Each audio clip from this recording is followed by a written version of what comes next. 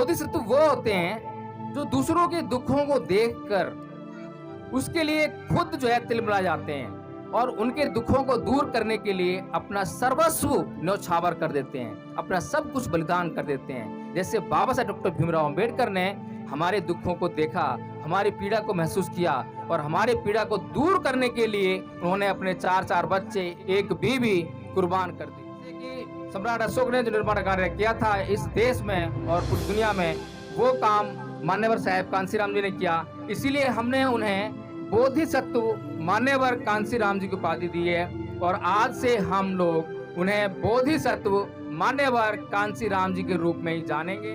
जो इस गांव में नशा करने वाले लोग हैं, वो जो नशा करते हैं, नशे में सुख ढूंढते हैं, जुआ खेलते हैं तो जुए में सुख ढूंढते हैं। पढ़ाई करनी चाहिए लोगों को, जो है स्कूल जाने वाले बच्चों को पढ़ाई नहीं करते हैं तो पढ़ाई ना करने में सुख ढूंढते हैं। हर पल हम सुख ढूंढते हैं और जैसे ही थोड़ा सा सुख मिलता है उस सुख को भोग के फिर दुख में पड़ जाते हैं। लिखा है विश्व अशांति निवारण अभियान। इससे पहले आपने कभी सुना है अशांति शब्द? कोई कैंपेन चलाया हो तो वहां पे अशांति शब्द इस्तेमाल हुआ हो? हमेशा आपने पीस, शांति, हैप्पीनेस यही सब सुने होंगे, लेकिन हमने पहली बार इसका नाम क्या रखा? विश्व अशांति निवारण। अभी इसके पीछे क्या राज है? बहुत सोचा, बहुत विचार किया और जब मैंने देखा, हमारे जो ऋषि मुनि थे वो बहुत त्याग तपस्या करते थे, बहुत कठिन तपस्या करते थे। किसके लिए करते थे? अप्सराओं के लिए, सुख के लिए, स्वर्ग के लिए। लेकिन उन्हें कभी ना तो अप्सरा मिली, ना स्वर्ग मिला, ना सुख मिला, ना शांति मिली। और बार बार इनके प्रलोभन में जो है वो अशांति को, दुख को ही झेलते रहे। लेकिन जब तथागत बुद्ध इस दुनिया में उन्होंने जब अपना मिशन शुरू किया, जब उन्होंने अपना जो गृह त्याग किया, उसके बाद जिस चीज की खोज की, तो हमें समझना चाहिए उन्होंने ना तो अप्सराओं की खोज की, ना स्वर्ग की खोज की, ना ही सुख की खोज की, बल्कि उन्होंने इसके विपरीत दुख की खोज की। उन्होंने दुख को खोजा, क्योंकि जो अब तक ऋषि मुनि और जितने भी लोग थे जो सुख की खोज कर रहे थे, उन्होंने सुख को कभी परिभाषित नहीं किया, बता ही नहीं पाए कि सुख क्या होता है। जब किसी चीज को बता ही नहीं पाएंगे कि सुख क्या होता है तो उसको खोजेंगे कैसे? इसीलिए बुद्ध ने दुख को परिभाषित किया और दुख को परिभाषित करते हुए कहा कि जाति पे दुखा, जरा पे दुखा, व्याधि पे दुखा, मरणाम पे दुखा, शोक परिदेव दोमनस्य उपाया सापि दुखा, यम्पि छंगने लगती तंपि दुखं संकेतेन पचुपादान खंदापि दुखा। तो बुद्ध ने कहा, दुख को परिभाषित किया और कहा कि जीवन में दुख ही दुख है। जन्म लेना दुख है, रोग दुख है, बुढ़ापा दुख है, मृत्यु दुख है। जब दुख ही दुख है तो सुख कहाँ है? लेकिन सारे लोग तो सुख ढूंढते रहते हैं, हम भी सुख ढूंढते रहते हैं। जो इस गांव में नशा करने वाले लोग हैं, वो जो नशा करते हैं, नशे में सुख ढूंढते हैं। जुआ खेलते हैं तो जुए में सुख ढूंढते हैं। पढ़ाई करनी चाहिए लोगों को, जो है स्कूल जाने वाले बच्चों को पढ़ाई नहीं करते हैं तो पढ़ाई ना करने में सुख ढूंढते हैं। हर पल हम सुख ढूंढते हैं और जैसे ही थोड़ा सा सुख मिलता है उस सुख को भोग के फिर दुख में पड़ जाते हैं। तो यही अब तक बुद्ध से पहले होता रहा था। लोग सुख को ढूंढ रहे थे और जैसे उन्हें थोड़ा सा सुख मिला उसे भोगा, फिर दुख शुरू। लेकिन बुद्ध ने क्या किया? बुद्ध ने अपने जीवन में दुख को ढूंढा और दुख का समूल नाश कर दिया, पूरा दुख का समूल नाश कर दिया। और उन्हें क्या मिला? उन्हें मिला परम सुख, जिसे निब्बान कहते हैं, जिसको आज तक कोई उसका साक्षात्कार नहीं कर पाया था। इसीलिए हमने विचार किया कि हमारा आज जो जीवन है वो भी तो ऐसे चल रहा है।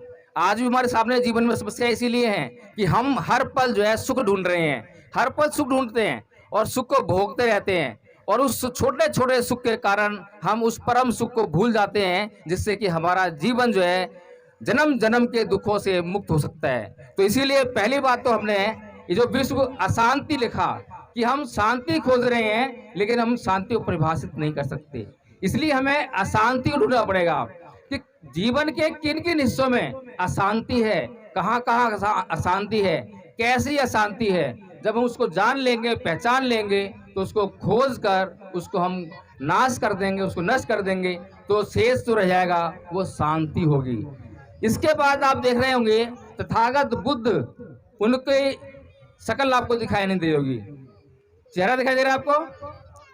अब तक आपने जितने भी बैनर देखे होंगे उसमें भगवान बुद्ध की जो तस्वीरें हैं उसमें चेहरा दिखाई देता है, लेकिन हमने चेहरा दिखाया नहीं है। बुद्ध का आपको जो है पीछे शरीर दिखाई दे रहा है, पीछे भिक्षु संघ दिखाई दे रहा है। जो बुद्ध का धम्म है, जो बुद्ध का आवरण है, वो आपको दिखाई दे रहा है। क्योंकि बुद्ध की शक्ल और देखकर किसी ने उनका चित्र बनाया नहीं।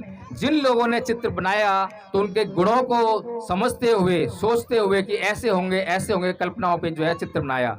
तो हम ये नहीं जान सकते हैं कि बुद्ध की शक्ल कैसी थी।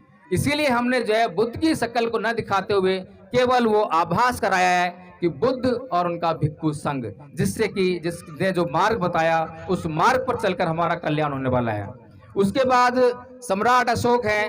बुद्ध के बाद जो पूरी दुनिया में धम्म को फैलाने का कार्य किया, अपने एक पुत्र एक पुत्री का दान भी धम्म के लिए दिया, और वो आजीवन भिक्षु बन के उन्होंने अपना जीवन जिया। तो ऐसे सम्राट अशोक जिन्होंने पूरी दुनिया में धम्म का प्रचार किया, उनको हमने अपने आदर्श के रूप में शामिल किया है। उसके बाद बाबा साहेब डॉक्टर भीमराव अम्बेडकर हैं। जब भारत भूमि से बुद्ध का धम्म पूरी तरह से लुप्त हो गया था, खत्म हो गया था, तब उन्होंने उस जमीन में से खोद कर उसको निकाला, बाहर निकाला, आपको दिखाया। और आज जो हम ये धम्म की चर्चा कर रहे हैं, इसका कारण परम पूज्य बाबा साहेब डॉक्टर भीमराव अम्बेडकर हैं।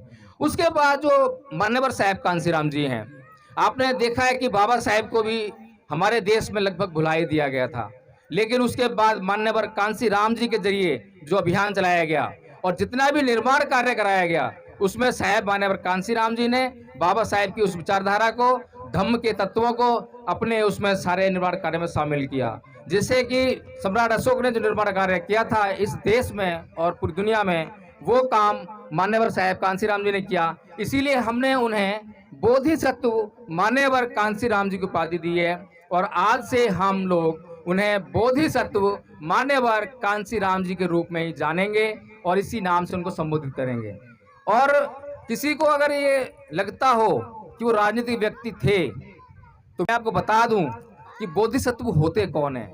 बोधिसत्व वो होते हैं जो दूसरों के दुखों को देखकर उसके लिए खुद जो है तिलमिला जाते हैं और उनके दुखों को दूर करने के लिए अपना सर्वस्व न्यौछावर कर देते हैं, अपना सब कुछ बलिदान कर देते हैं। जैसे बाबा साहेब डॉक्टर भीमराव अम्बेडकर ने हमारे दुखों को देखा, हमारी पीड़ा को महसूस किया और हमारे पीड़ा को दूर करने के लिए उन्होंने अपने 4 बच्चे, एक बीवी कुर्बान कर दी।